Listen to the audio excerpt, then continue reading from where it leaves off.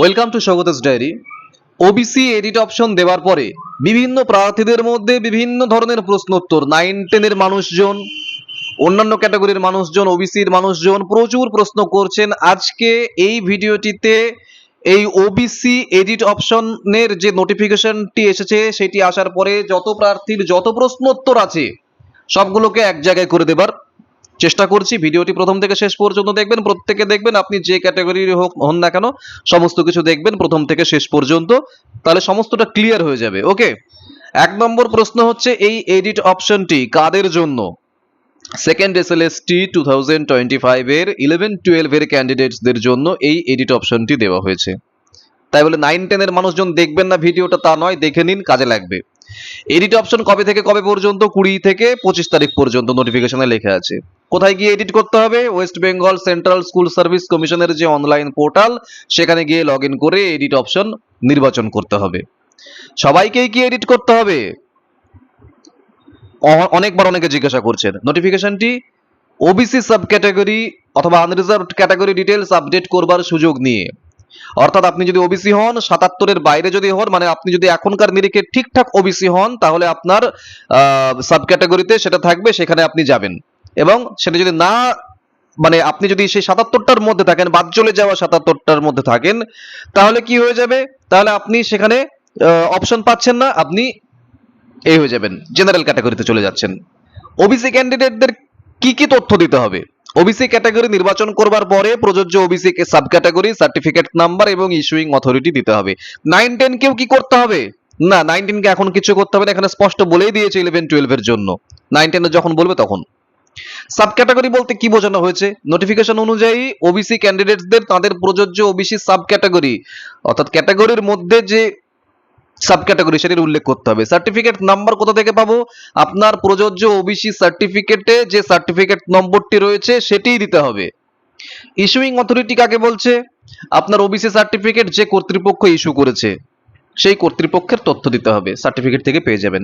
OBC হলে শুধু OBC select করলেই হবে? না, হবে না। নোটিফিকেশন অনুযায়ী ওবিসি ক্যান্ডিডেটসদের সাব ক্যাটাগরি অবশ্যই দিতে হবে, অ্যাপ্লিকেবল সার্টিফিকেট নাম্বার দিতে হবে, ইস্যুইং অথরিটির তথ্যও আপনাকে সঠিকভাবে দিতে হবে। ওবিসি ক্যান্ডিডেট যদি নির্দিষ্ট সময়ের মধ্যে সাব ক্যাটাগরি বা ক্যাটাগরি ডিটেইলস আপডেট না করেন তাহলে কি হবে? কমিশনের বক্তব্য অনুযায়ী নোটিফিকেশনে যেটি বলেছেন তার ক্যান্ডিডেটস অটোমেটিক্যালি আনরিজার্ভড বা জেনারেল ক্যাটাগরি হিসেবে গণ্য হবে এবং সে জেনারেল হয়ে যাবে, মোট কথা। ওকে, 25শে আগস্টের পরে কি এডিট করবার সুযোগ দেবে? একদম না। নোটিফিকেশন অনুযায়ী একদম এডিটের সময়সীমা 25 আগস্ট 2026। এরপর কোনো ফার্দার এক্সটেনশন রিকোয়েস্ট গ্রহণ করা হবে না, এটা একদম স্পষ্টভাবে জানানো হয়েছে। খুব সতর্ক থেকে কাজটা করো। আচ্ছা, এবার অনেকেরই প্রশ্ন হচ্ছে যে ওবিসির আমি রিভ্যালিডেট করেছি, সার্টিফিকেট নম্বরটা পাল্টে গেছে, এখন আমি সার্টিফিকেট নম্বর কোনটা দেব? দেখুন, এই বিষয়ে নোটিফিকেশনে কোনো কিছু স্পষ্ট করে বলা নেই, কিন্তু আমরা যখন কোনো কিছু রিভ্যালিডেট করি তখন অবশ্যই সবসময় লেটেস্টটাই হওয়া উচিত। আমি একটা জিনিস আমার আগে ছিল, সেটা আমি আবার সরকারি মাধ্যমে আবার আমি কি করছি, রিভ্যালিডেট করছি। তাহলে আমার এই মুহূর্তে আমার সার্টিফিকেট নম্বর তো লেটেস্ট যেটা সেটাই হওয়া উচিত। এবার এটা অ্যাকচুয়ালি আমিও এটা নিয়ে কনফিউজড, অনেকে প্রশ্ন করছেন এটা নিয়ে। আমার এখনো পর্যন্ত মনে হচ্ছে আমার কথার উপরে ভিত্তি করে ডিসিশন নেবেন না কেউ, সেটা নিজের দায়িত্বেই করবেন। কিন্তু একটা নর্মাল স্বাভাবিক নিয়ম অনুযায়ী যে কোনো কিছু রিভ্যালিডেট করবার পরে সেই লেটেস্ট যেটি সেটিই তো গ্রহণযোগ্য হয়। তবুও আমি এই বিষয়টা নিয়ে আরেকটু ঘাটাঘাটি করছি, কিন্তু আমার মনে হয় ওটা লেটেস্ট যেটা সেটাই হবে।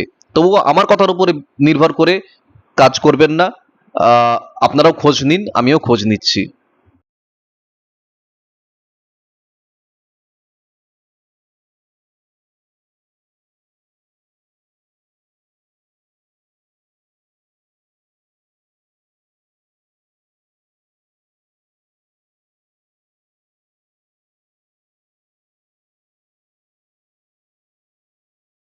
নেক্সট প্রশ্ন, এডিট করবার পর কি তথ্য আবার চেক করা যাবে? যা চেক করবার সেগুলো সব সাবমিট করবার বা সেভ করবার আগে সঠিকভাবে দেখে নেবেন, ক্রস চেক করে নেবেন, তারপরে আর কোনো কিছু সম্ভব হবে না। এই ছিল প্রশ্ন উত্তরগুলো যেগুলো অনেকেই করেছেন, যতটা পারি চেষ্টা করলাম উত্তর দেবার, এবং একটা জিনিস মাথায় রাখতে হবে, নির্দিষ্ট ডেটের মধ্যে কাজটি সেরে ফেলবেন, ভুল ভ্রান্তি করবেন না, এতে কিন্তু জীবনের জ্বালা আরো বাড়বে। ঠিক আছে, ভালো থাকুন, দেখা হচ্ছে পরের ভিডিওতে খুব তাড়াতাড়ি।